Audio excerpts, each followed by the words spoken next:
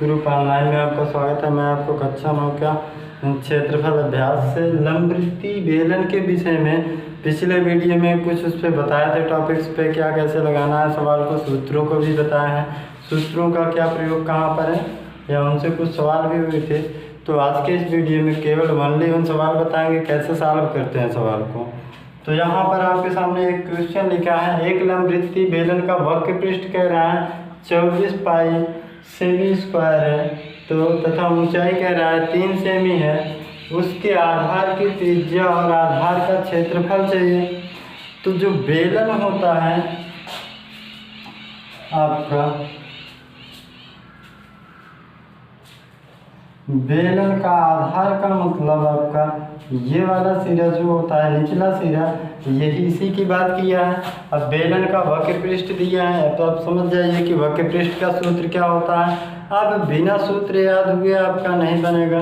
तो बेलन का वक्र पृष्ठ बराबर क्या होता है, बेलन का वक्र पृष्ठ बराबर 2 पाई RH होता है। अब 2 पाई RH होता है बेलन का वक्र पृष्ठ। तो यहाँ पे दे भी दिया है बेलन का वक्र पृष्ठ। उस बेलन के वक्र पृष्ठ को यहाँ पर हम रख सकते हैं, रखेंगे 24 पाई बराबर 2 पाई, और ऊंचाई भी दिया है, h का मान कह रहा है 3 है। तो यहाँ पे इंटू में r लिखते हैं, इंटू में h हमारा क्या है 3 दिया है। अब पूछा है तो उसके आधार की त्रिज्या, त्रिज्या मतलब जो आधार होता है बेलन का, ये त्रिज्या यहाँ से यहाँ तक दूरी, इसको पूछा है तो इसी को हम ज्ञात करते हैं।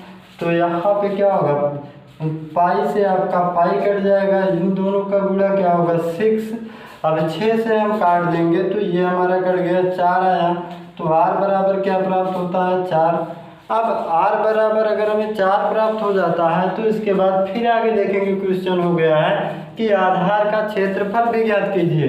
आधार का मतलब ये निचला हिस्सा, तो इसका आधार का क्षेत्रफल क्या होगा, तो इसका आकृति पहले जानना पड़ेगा। आकृति कैसी है, अगर कोई बेलन है, जैसे ये मार्कर आपका बताएं बेलन के आकार का होता है, तो इसका जो आधार देखेंगे यह क्या है हमारा वृत्त के आकार का, इसलिए हम यहाँ पर क्या लगा सकते हैं आधार के क्षेत्रफल के लिए वृत्त का क्षेत्रफल। तो वृत्त का क्षेत्रफल क्या होता है, तो यहाँ पे देखेंगे वृत्त का क्षेत्रफल बराबर पाई r स्क्वायर होता है। पाई को ऐसे ही नाम देते हैं, r की वैल्यू क्या निकली है 4, तो गुणे में 4 का स्क्वायर, तो यहाँ पे 4 4 16, तो 16 पाई सेमी स्क्वायर के रूप में आंसर हो जाता है। तो इस प्रकार से सवाल होंगे। तो ऐसे जितने भी सवाल आएंगे तो उम्मीद करते हैं आप हल कर सकते हो। देखना ये सवाल बहुत अच्छा है। तो देखते हैं दूसरे सवाल को। यहाँ पर आपका क्या है, एक सवाल लिखा गया है कि एक बेलन के आधार की त्रिज्या और ऊंचाई क्रमशः 3 सेमी 7 सेमी है। तो बेलन का वक्र पृष्ठ, आयतन, संपूर्ण पृष्ठ और आपका आधार का क्षेत्रफल और तथा परिधि ज्ञात कीजिए। तो यहाँ ज्ञात करने वाली चीज़ें बहुत सारी हो गई हैं। तो ज्ञात करने वाली जो हो गई, यहाँ पे 5 चीज़ें हैं ज्ञात करने के लिए। अब ये 5 चीज़ें ज्ञात करना है आपको, तो पहली चीज़ तो ज्ञात करने में चाहिए क्या क्या चीज़, उसे हम कंफर्म कर लेते हैं। तो उसके बाद ज्ञात करना आपको बिल्कुल आसान होगा। सवाल को समझते हैं। सवाल में पहला पूछा है वक्र पृष्ठ, तो बेलन का वक्र पृष्ठ लगाते हैं। तो बेलन का वक्र पृष्ठ बराबर क्या होता है 2 पाई RH होता है। अब r का मतलब क्या होता है त्रिज्या, h का ऊंचाई, दोनों चीज़ें हैं यहाँ पे, तो आसानी से ये बेलन का वक्र पृष्ठ हो जाएगा। इसके बाद आपका पूछा है बेलन का आयतन, तो बेलन का आयतन सूत्र क्या होता है, तो बेलन के आयतन के सूत्र में देखेंगे पाई r स्क्वायर h होता है। तो यहाँ भी क्या है r और h की बात है, जो हमारे पास उपलब्ध हैं रख सकते हैं, आयतन भी बन जाएगा। इसके बाद आपका होगा बेलन का संपूर्ण पृष्ठ तो बेलन के संपूर्ण पृष्ठ का सूत्र क्या होता है, 2πr और ब्रैकेट में r+h होता है। तो ये चीज़ यहाँ भी पाई की तो हम वैल्यू रख सकते हैं 22/7 या 3.14 के रूप में, लेकिन जो उसके बाद बचता है r और h ही होते हैं, तो दोनों चीज़ें हमारे सवाल में हैं, तो ये भी बन जाएगा।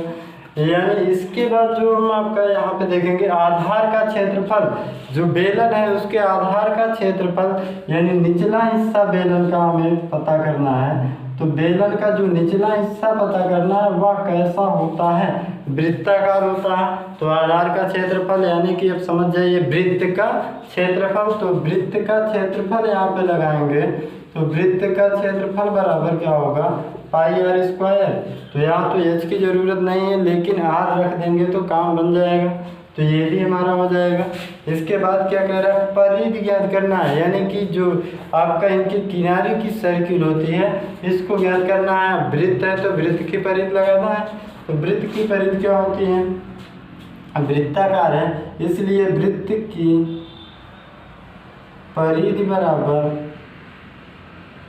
क्या हो जाएगा, 2πr। तो इसमें भी क्या है, r की ज़रूरत है। तो फिर इसके बाद आपका हो जाएगा यहाँ पे वृत्त की परिधि के लिए 2πr, तो 2πr है, तो यहाँ पे क्या है, तो यहाँ पर हमारे पास r की वैल्यू दी गई है, उसे हम यहाँ पे रख सकते हैं। तो इस प्रकार से हमारा क्या है, जो ये बेलन है, बेलन के आधार की जो परिधि बनेगी उसे भी हम क्या है आसानी से ज्ञात कर सकते हैं। जो यहाँ पे जैसे हम इसको कहीं पर रखेंगे तो इसका जो ये निचला हिस्सा बनता है तो यह भी आ जाएगा।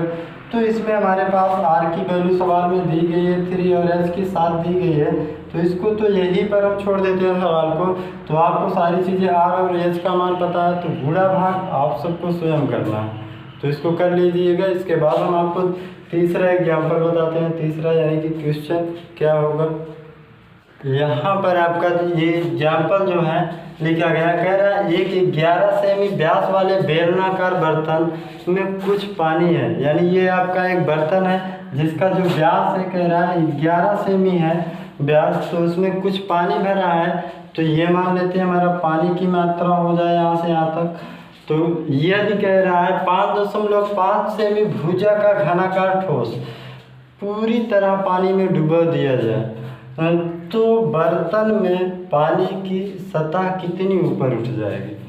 यानी कि जो हमारा ये बेलन है इसकी जो व्यास है, व्यास हमारा क्या है 11 सेमी, अगर व्यास 11 है तो त्रिज्या पूछा जाए कितना होगा, तो r बराबर जो त्रिज्या होगी वह 11/2 सेमी होगी।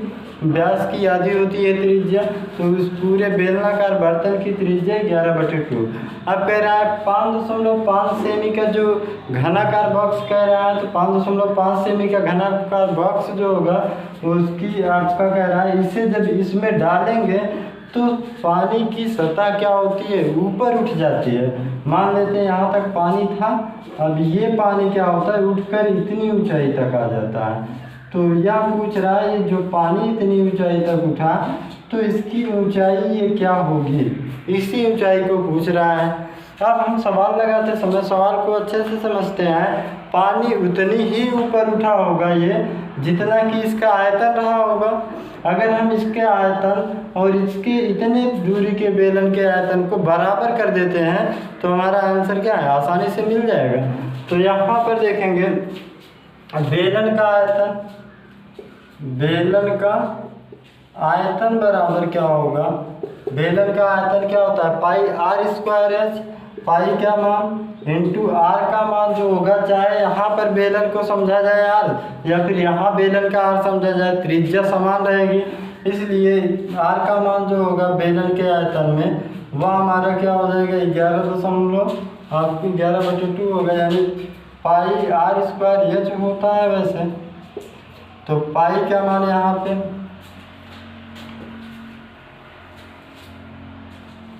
बढ़े हुए पानी का आयतन, तो ये होता है। तो यहाँ से हम क्या होता है पाई को ऐसे ही रख लेते हैं और r का मान जो होगा वह 11/2 होगा।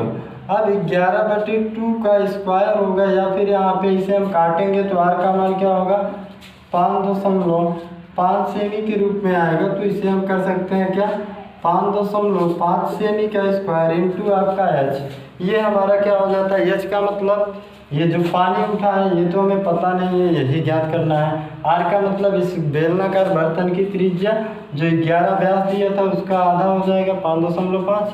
यहाँ रखते हैं ये चीज़। अब घन का आयतन क्या होता है इसे चेक कर लेते हैं। घन का आयतन, घन का आयतन क्या होता है, भुजा क्यूब। तो भुजा कितनी है 5.5, तो यहाँ 5.5 की घात 3 होगा।